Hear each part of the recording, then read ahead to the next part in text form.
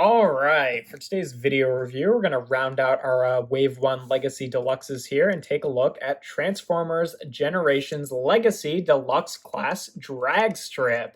And yeah, we're doing Stunticons again, huh? It wasn't that long ago that we did Combiner Wars, but that's fine. We can get new versions of the Stunticons. That was one of the weaker Combiner Wars combiners anyway. But yeah, here we have Dragstrip, and he looks really nice in his more G1 accurate six-wheeled race car mode. Definitely looks, more accurate than the Combiner Wars version, but, pretty good. He rolls pretty well, which is nice, and he comes with two guns here, which, I really like what they're doing with some of the legacy guns so far. By just adding a little bit more paint to them, it definitely makes them stand out from what could have just been very easily forgettable, just like cast plastic accessories. I love the metallic purple that they have on there. In terms of storage in this mode, it does do the thing where, instead of actually storing it underneath and hiding them away, it does just peg the guns on top of the car, unfortunately.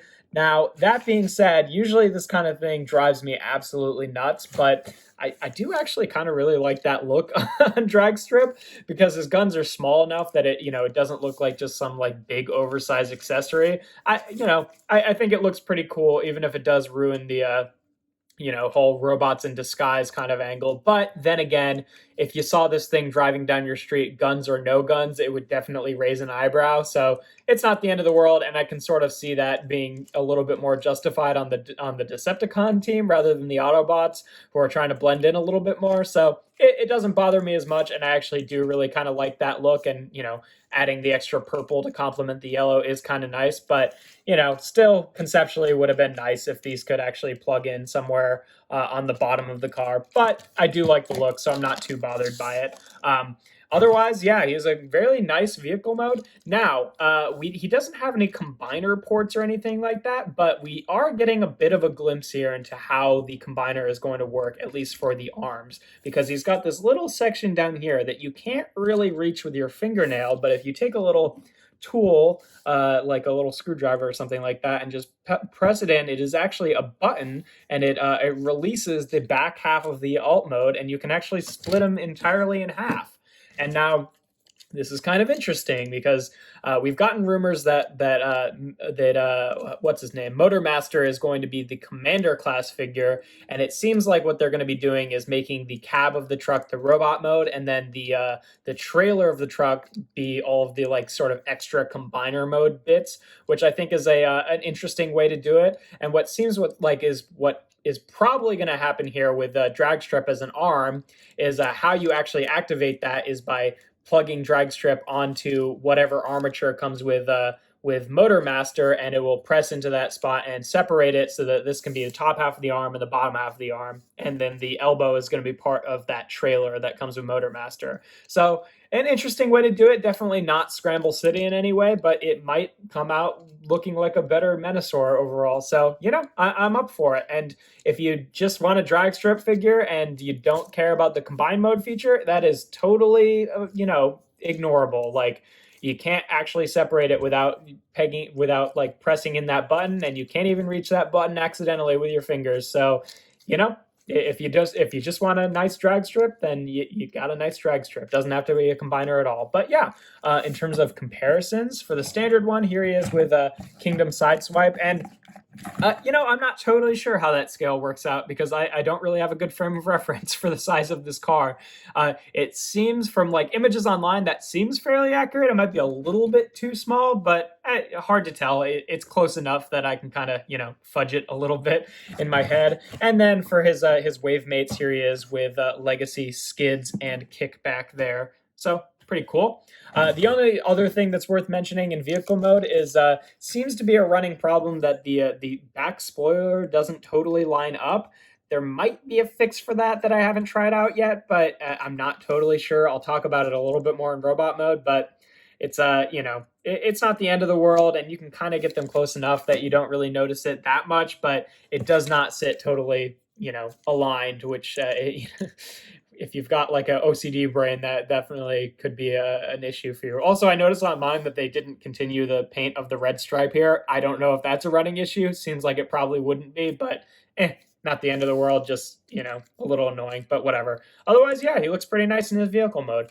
For transformation, first thing you want to do is take these panels underneath the car here, and just get a fingernail under there and fold it up like that, which then allows you to take the rest of the section. These little hook tabs here will hook into the top section here. You just want to untab those and kind of Combiner War style, like unfold the legs like that and then fold these panels back up. Definitely kind of similar to some stuff that we've seen before. You can untab the legs here and then fold the spoilers down to become the feet, which is the one bummer because you can't actually see that red section in robot mode. So mine only has it on one side. Not the end of the world, but a little annoying. Rotate them around at the waist.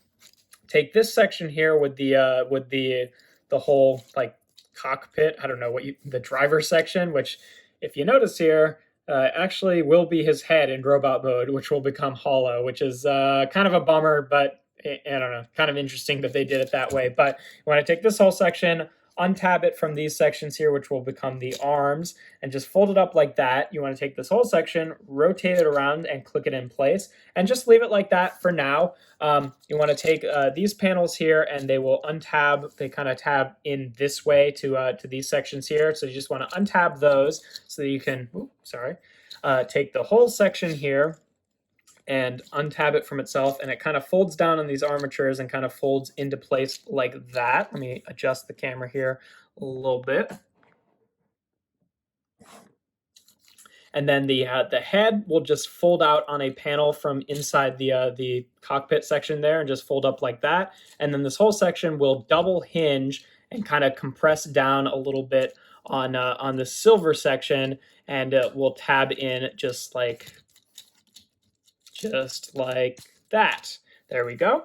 And then take the front end here and just rotate it to the back like that to be kind of, I don't know, not really shoulder, I guess kind of shoulder pads in a way. And then take this wheel here, and on its little panel, it'll fold up like that and click into place. And then take these panels and just rotate them around on the forearms. And there we have Dragstrip in his robot mode. And yeah, he looks really good. I'm definitely enjoying this this aesthetic here. I really actually liked the Combiner Wars Dragstrip. I thought he looked pretty cool, and I did like his weird sort of like red tear eyes that he had, even if it was less G1 accurate. But now having a more G1 accurate version, I do like him a little bit better. I love the dark purple for the head there and the red. I think it just really pops. What's kind of interesting is so he's got this silver section here, which most of it, like the top half of it, is visible in vehicle mode, but the bottom half isn't. And I'm wondering, like, is that supposed to be like a cheat? And that's supposed to be this? I'm not totally sure, especially since some of it is visible in vehicle mode. I don't know. I hope not, because I hate cheating, but you know, it's enough of a question mark that I can definitely say it's not for me anyway. But I don't know if that's supposed to imply that this like it moved into his chest somehow. I'm not sure, but whatever. In terms of articulation, the head is just on a swivel here, and unfortunately is completely hollow because of where it ends up in vehicle mode. And you know, you could get a filler for it, but then that would be like kind of null and voiding the seat in vehicle mode. So I'm not in love with that design choice, but whatever. But yeah, it's just on a swivel, not a ball joint. The shoulders here are on a swivel right there, and then a hinge out to the side. It's got a bicep swivel, a bit over 90 degrees of bend at the elbow, nothing at the wrist. It's got a waist swivel right there. He's got hips can go forward and back and out to the side. Thigh swivel. He's got a knee bend that goes 90 degrees. It's a little high, his knee, like his, you know, his shin is way bigger than his thigh here. So, you know, that's something we haven't seen in a little while with figures, but it does look a little weird when his leg bends. I wish there was some more internal joint that could, like, you know, have his knee be more here than here, but not the end of the world. And then his feet, they can't tilt forward. They can tilt back for transformation and then tilt out to the side. So, you know, pretty decent articulation so far with the Legacy Deluxes. Definitely hits all the bases pretty adequately, but like, you know, nothing really too crazy. So in terms of his ankle here, what I've noticed is that on the one side, the where is it? Oh, it's on the inside, right? This little clip here, sorry, this little clip here on the one side seems to be pressing out a little bit, and I haven't been able to like actually fully lock that in place. It doesn't fall off or anything, but I think that's what's contributing to these not sitting totally level. And then he also has this little hook tab here on the one foot that will hook into this section here. Now, at first I thought, well, that's a completely unnecessary hook tab. I could just, you know, trim that off and it should fix the problem. But when I hold them up next to each other without tabbing them in, they, again, don't sit totally flush with each other. So I think it is this issue here with this not tabbing in. I don't know. There might be some fix for it that someone smarter than me could come up with, but so far I'm not totally sure if it is a fixable thing, but it's not the end of the world regardless. But yeah, he can hold his guns here, and then again with the complementary purple there, I think it looks really nice. And you know what's kind of weird about this figure is he doesn't actually come with any energon weapons, like is supposed to be kind of the line-wide gimmick. Maybe they're just, his gimmick is just that he's going to be part of a combiner, so they're not doing the energy weapons with them. I don't know.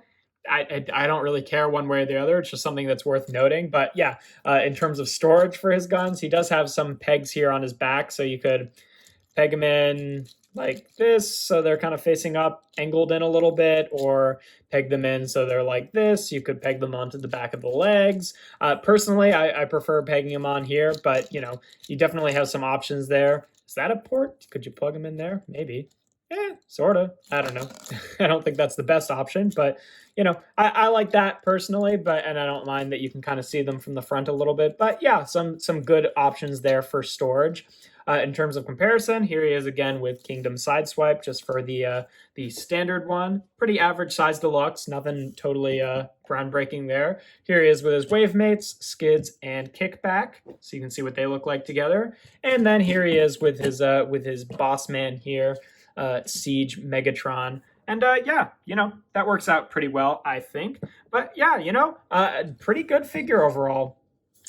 These Legacy Deluxes are really hitting it out of the park so far. I mean, I didn't pick up RC just because, I don't know, I didn't really need a version of that RC design.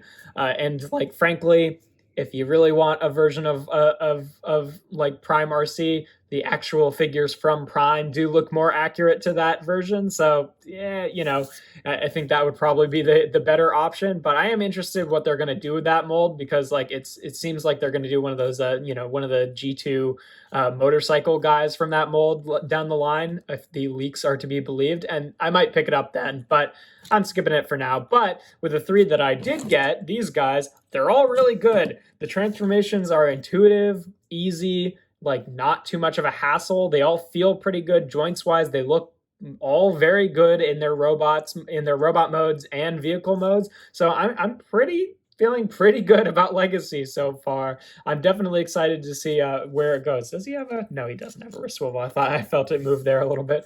But yeah, that's pretty much all there is to him. If you enjoy my videos, make sure to leave a like and consider subscribing. I do reviews every Tuesday, Thursday, and Sunday. And without further ado, here we have Transformers Generations Legacy Deluxe Class Drag Strip. And you can do that if you want to.